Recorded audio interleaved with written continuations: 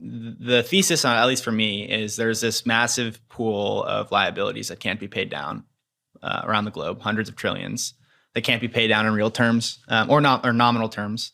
And so what Bitcoin is doing, 800, 900 billion, pretty irrelevant. Been ticking on for 15 years now. Is it's slowly monetizing on the asset side of the balance sheet for a bunch of kind of sovereign individuals, psychos, cypherpunks, drug dealers, capitalists, speculators. And it's still pretty irrelevant. But it's this little speck on the asset side of the balance sheet, assets, liabilities.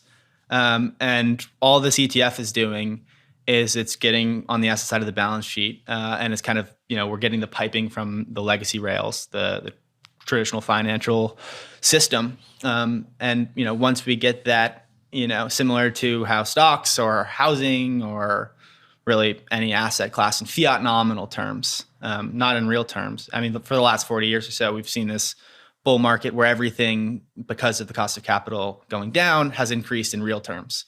But in fiat nominal terms, everything assets have, also like food, energy, everything you really want is going up and to the right because we have this unpayable stack of liabilities. I mean, by definition, the fiat system has to expand.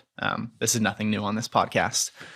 So I just view it as, we're finally, for at least in the traditional world, we're opening up the valve for the asset side for Bitcoin to just kind of Trojan horse onto the asset side.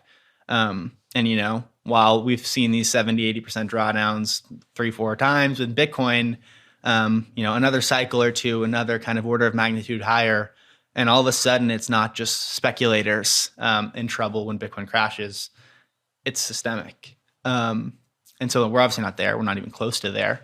But Bitcoin taking fiat liquidity and going up against this massive pile of unpayable liabilities, I mean, that's the story. And so the ETF is just another step in that process.